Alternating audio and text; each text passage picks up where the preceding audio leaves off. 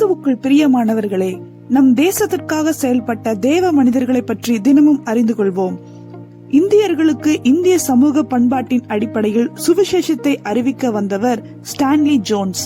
தன்னுடைய கல்லூரி நாட்களிலேயே தன்னார்வ மாணவர்கள் என்ற இயக்கத்தில் இணைந்து வெளிநாட்டிற்கு மிஷனரியாக செல்ல தீர்மானித்தார். இந்தியாவிற்கு வருவதற்கு முன் ஒரு நாள் அவர் ஓரிடத்தில் பிரசங்கிப்பதற்கு சென்றார். அதுவே அவரது முதல் பிரசங்கம். பிரசங்க பீடத்தில் ஏறி நின்றவுடனே செய்தி முழுவதும் மறந்து போனது. பேச இயலாதவராக உட்கார்ந்து விட்டார். அப்பொழுது ஆவியானவர் அவரில் கிரியை செய்தார்.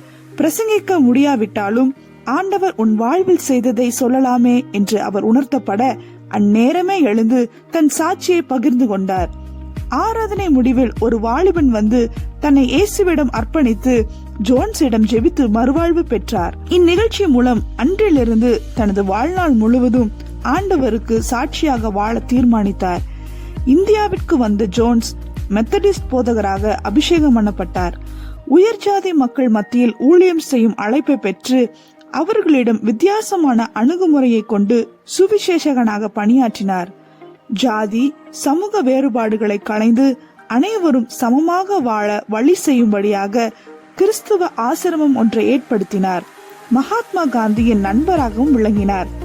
இந்தியாவில் 40 வருடங்கள் மிஷனரியாக பணி செய்த இவர் உலகம் முழுவதும் பாராட்டப்பட்டார். பல புத்தகங்களை எழுதி ஆவிக்குரிய வாழ்வில் அதிகமானோரை தட்டி எழுப்பினார். உத்தம ஊழியராகவும் மிஷனரி ஸ்தாபனங்களுக்கு மிக சிறந்த முன்மாதிரியாகவும் வாழ்ந்து காட்டிய ஜோன்ஸ் ஒரு மாபெரும் வழிகாட்டி.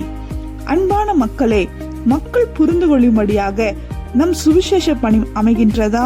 நீ வாழ்கின்ற வாழ்க்கை இறைவனை பிரதிபலிக்காவிட்டால் நீ செய்கின்ற வழிபாடு இறைவனுக்கு ஏற்றதல்ல.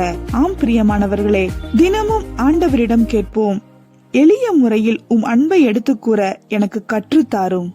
ஆண்டவர் தாமே நம்மை ஆசீர்வதிப்பாராக.